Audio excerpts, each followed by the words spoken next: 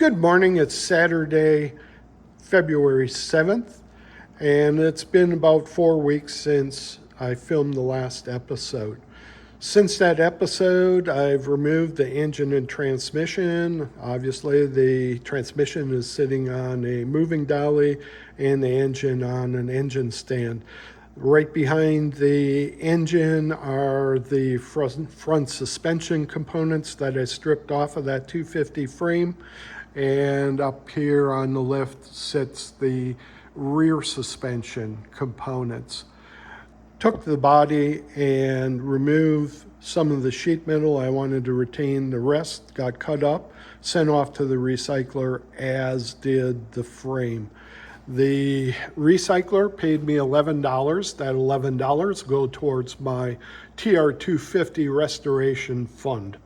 It's not a lot, but it's something. Sitting over here is a TR4A body, and it sits on my replacement frame. The purpose for buying this TR4A body was the inner fenders, sorry. The inner fenders are very expensive, and this body had a good set of inner fenders. The inner fenders are interchangeable between the 4A and the 250, so it's the same stamping. The main difference with the 4A versus the 250 is the wheel wells themselves. The wheel wells are totally different, and the TR6 shares the same wheel well. At least the left wheel well is the same. As shown on previous videos, the right wheel well has an indentation on the 250 that stops midway through, where the TR6 goes all the way through.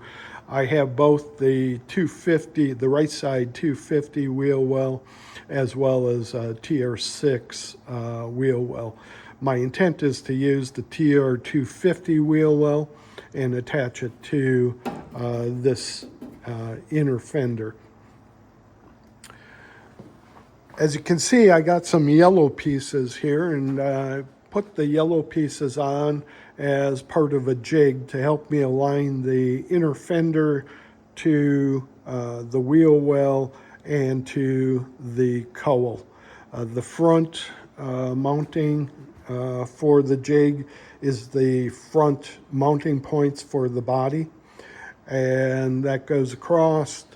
And then we have the horizontal links that are reference bolts that'll help me align this inner fender to get the right height and alignment. Once I have that, I can then attach the inner wheel well itself. The back portion, of course, we have the structural components to help the integrity of the body. This piece here attaches to the front A post and A pillar and the B pillar. That'll help prevent the body from bending. Or the horizontal piece attaches to the A pillar and the B pillar. This helps with the rigidity and prevents the body from bending when you attempt to lift it. You'll notice that I have 4 vertical pieces that attach to the inner sill. That's going to help me retain the floor height. And the reason why I need that is I am going to replace the cowl. In order to do that, I need to remove the A post, all of the sheet metal around the floor pan. And so if I didn't have that reference point, the floor pans will collapse on me. So with these supports, I'll be able to maintain that level. So in closing, I will start removing the valance, the front valance, and then I'll start removing the inner fenders, followed by removing the cowl.